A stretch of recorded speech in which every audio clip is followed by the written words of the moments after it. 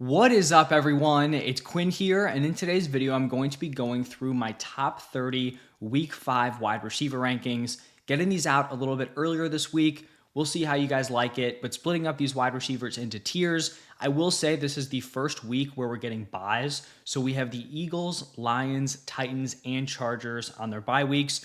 Definitely some fantasy relevant wide receivers that are kind of out of the picture here, so definitely a week where you're going to maybe have to look at your depth, play some of your wide receiver fours, your wide receiver five, guys like that. If you guys enjoy, hit that like button, subscribe. But let's just jump right into the rankings here. Starting off in tier one, this is my top five. And I feel like if you had A.J. Brown, Amon-Ra St. Brown healthy, these are guys who could slide into this tier. But with those guys obviously on bye, we have Justin Jefferson, Jamar Chase, CeeDee Lamb, Malik Nabers, and Nico Collins. For Justin Jefferson, he's just been a super consistent option through the first 4 weeks. Jamar Chase had kind of a slow start through 2, but the last couple of games, he has been very productive. CeeDee Lamb with a very nice week 4 on Thursday Night Football. And then I guess 2 risers kind of into this tier. Malik Nabers is the wide receiver 1 on the season. The dude has been an absolute monster. I was super high on him coming into the season. I know the concern was the offense. At some point, talent is going to overcome, everything here. And that is what's happened for Malik Nabers. And I was very in on him. He's probably like my most owned player at this point, but I was not expecting this. I was hoping for maybe back end wide receiver 1 production.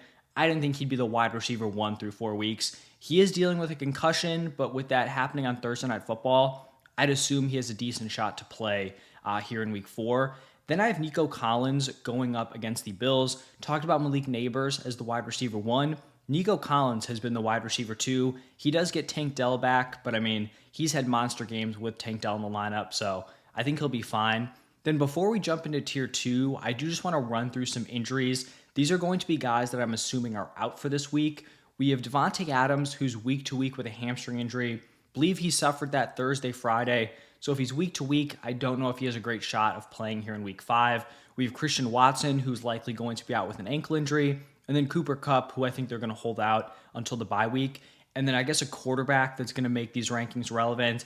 Anthony Richardson, he's day-to-day. So for this video, I'm going to be assuming that he does play this week. And if he's playing this week, I'm not going to have Michael Pittman, Josh Downs ranked super high. I'd be much higher on those guys if it was Joe Flacco. But now looking at tier 2, I want to start it off with DK Metcalf going up here against the Giants. First off, I just think this is a solid matchup. DK Metcalf has been super productive on the season. I feel like with these bye weeks, he's definitely relevant as like a mid-tier wide receiver 1.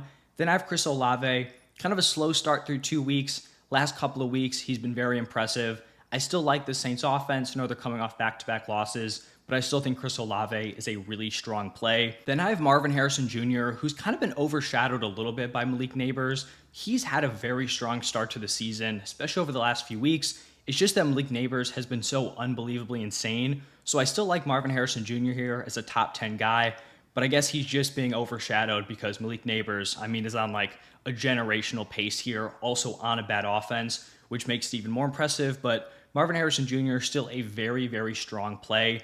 Then I just have these back-to-back Buccaneers wide receivers. Both have been very solid. Godwin has been the better option. He's the wide receiver 5 in points per game. But we have Mike Evans with a nice bounce-back week, 8 for 94 and a touchdown. I believe he commanded 13 or 14 targets. So Mike Evans obviously was just fine. Then I have Deebo Samuel going up against the Cardinals. He returned in week 4. Nothing crazy, but he had a strong start to the season. Someone who we know can give you that fringe wide receiver 1 production. 2 more guys in this tier. The first one, I feel like I had to make a significant jump in his ranking. It's going to be Deontay Johnson going up against the Bears. Obviously, the first 2 weeks, there was not a ton going on with Bryce Young at the quarterback position, but he has monster stat lines in back-to-back weeks. Week 3, 8 for 122 and a touchdown. Week 4, 7 for 83 and a touchdown. He has commanded 27 total targets over those 2 games. And there's still some meat left on the bone here. It's not like he's catching every single target and converting on every single opportunity. There have been some tough catches in the end zone, down the field that haven't necessarily gone him and Dalton's way. So I'm not saying that he's going to improve on these crazy numbers, but I don't think he's reached a peak performance in each of these weeks. There's still some stuff out there for Deontay Johnson. So I feel like I had to give him that respect. bumped him up here into my top 12. And then the final guy in this tier, another player I had to give some respect to, it has to be Jaden Reed going up against the Rams. He has 2 games here where he has played with Jordan Love. He has monster performances in both of them, 33.1 and 27.1 PPR points. The 33 game was week 1, 27 this past week. Obviously a lot of passing volume here in week 4, but Jaden Reed has had a fantastic start to the season when Jordan Love is on the field. Jordan Love is obviously going to be playing here in week 5, so someone who I think has to be in that wide receiver 1 discussion. Now shifting into tier 3, going to start off here with Drake London. Had a rough week 1, has been a very solid option weeks 2 through 4. I like the matchup here against this Buccaneers offense. I think he's definitely playable as a high-end wide receiver 2. My wide receiver 15 is going to be Garrett Wilson. And I feel like this week is going to be very telling because he has not had a great start to the season. Admittedly, though, he's had some pretty tough matchups in like all 4 weeks. He had the Niners, he had the Snead matchup, the Surtain matchup, and then I think he had another good corner, week 2, week 3, whatever game I forgot to mention. But this is the spot here. The Vikings defense has been good, but they have allowed, top 5 points per game to the wide receiver position. We're going to need to see something here out of Garrett Wilson because you can kind of excuse the bad matchups a little bit, but he still doesn't have the best matchups moving forward. And at some point, like the top fantasy wide receivers need to produce in bad matchups. Garrett Wilson is not, so I think this will be a big week. I still believe in the talent. I think this this Jets offense will be fine. But, wide receiver 15, we're going to need to see something, like I said. Then I have T. Higgins going up against the Ravens. I think this is a good spot for T. Higgins. The Bengals are 5th in implied points this week, so Vegas thinks they're going to put up some points. They're also the underdog, which is probably going to lead to a pretty pass-heavy game script. So I like T. Higgins here, operating as the Bengals wide receiver 2. Then I have Stephon Diggs. Really strong start to the season. He does get Tank Dell back, but I think he'll be fine. I guess kind of a revenge game for him here going up against the Bills. Definitely interesting as like a wide receiver 2. Then I have Brian Thomas Jr. going up against the Colts. I have been very high on Brian Thomas Jr. I remain high on him. He's averaging 14.4 PPR points per game. Very impressive for a rookie. The Jaguars have the 4th most implied points this week, and there are still some plays out there. Like I've liked Trevor Lawrence. I've been a Trevor Lawrence defender. He has not been great this season. He has, missed some throws that he needs to make. So there's still some out there for Brian Thomas Jr. He's obviously been super impressive through 4 weeks. I like him as a wide receiver 2 moving forward.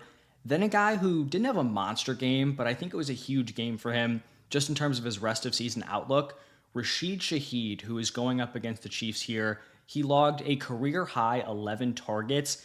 And this is massive for Shaheed because he is someone where he seemed like he was super boom bust. Week 1, week 2 has huge games, catches a deep touchdown. Week 3, he kind of lays a goose egg, no production. So the fact that he could have a somewhat decent weekly floor without hitting on that deep play, without getting into the end zone, that's a really strong sign. He's put up 15 plus PPR points in 3 of his 4 games. So I think things are definitely looking up here for Rashid Shaheed, even though this isn't the best matchup here against the Chiefs. Now pivoting out of tier 3 into tier 4, starting off tier 4 with Zay Flowers going up against the Bengals. This is an interesting spot for Flowers because he's a talented player. He's had some solid games to start off the season, but it does seem like he's just so game script proof because if the Ravens go ahead early, they're going to be fine running the ball a million times, and obviously that is not going to lead to receiving volume here for Zay Flowers. So I think the game script is interesting. This definitely could be a competitive game, a lot of points scored, so hopefully that's something that favors Zay Flowers here. Then I have Terry McLaurin going up against the Browns. Week 1, week 2, he combined for 8 receptions for 39 yards. Week 3 and 4, he's combined for 11 receptions for 152 yards and 2 touchdowns. So a massive uptick over the past couple of weeks. Jane Daniels is playing very well. I think the test this week is, can he do it against a very, very good Cleveland Browns defense? That remains to be seen, but I think Terry's definitely playable as a wide receiver too. Then I have Tyreek Hill, and he's probably one of the toughest, if not the toughest guy to rank in this video, because talent-wise, we know he should be up there with those top dogs in tier 1. If Tua was healthy, that's where he would be. This Dolphins offense has just looked so unbelievably bad.